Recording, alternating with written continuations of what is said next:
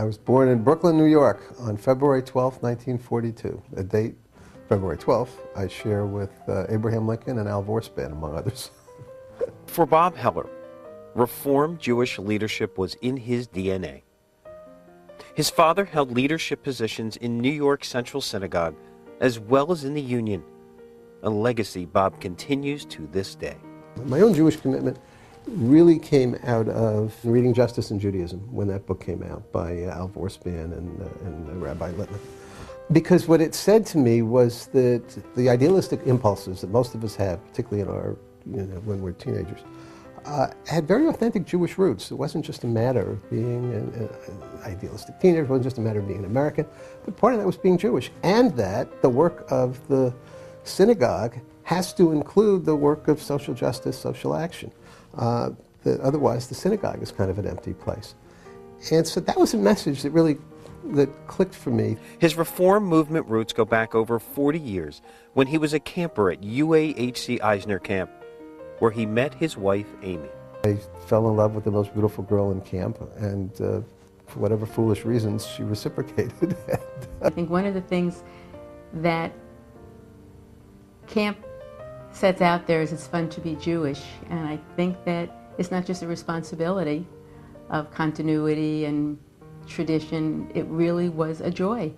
His involvement with the Union for Reform Judaism began in 1987, and he quickly established himself as an innovative, creative, and progressive voice. Gender equality and the rights and obligations of women being the same as those of men. Like the centrality of social justice and the prophetic tradition, like the importance of volunteer professional partnership. A lot of things about our movement that really are different and that matter. Bob has always had a passion for social justice, serving as chairman of the Joint Commission for Social Action and Reform Judaism.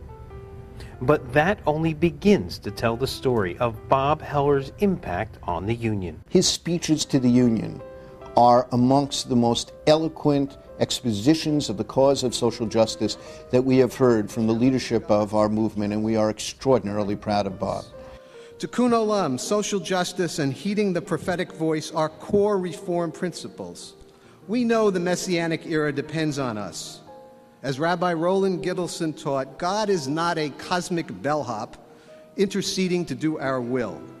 We must be God's hands doing what is just and right in this world. Over the past 20 years, he has served or led committees and commissions that made key union decisions regarding ethics, budget, salaries, rabbinic relations, policy, membership, Jewish learning, and much, much more. Bob's entire tenure as chair was a combination not just of the theory of what it means to be a leader, but in action. And he translated into action his theories about Jewish learning and his theories about social justice. Those were the two cornerstones of his chairmanship. From the change of our name at the beginning of Bob's tenure to the task force on delivery of services in the 21st century, Bob has left an enduring legacy as a dedicated family man, a dynamic leader, a respected role model, and as a dear friend. Toda Rabah. And he brings to his position not only a well-trained and retentive legal mind, but a quick wit and a wonderful sense of humor. It's amazing how much more you can get done when you don't take yourself too seriously. Thank you, Eric, for that lovely introduction. I was very concerned as to whether you'd be able to read my handwriting.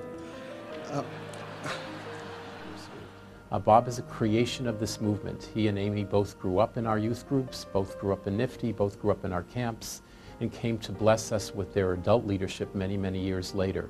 They're prime examples of exactly what we're trying to do. They are the archetypical reform success story. We have built a great history, but we must think of our future more than the past. Like Abraham, our legacy depends on our children and the identity we help them create. Ladies and gentlemen, Robert Heller, Chairman of the Board of Trustees of the Union for Reform Judaism.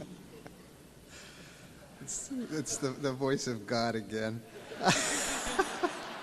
It's not nice to make fun of the voice of God.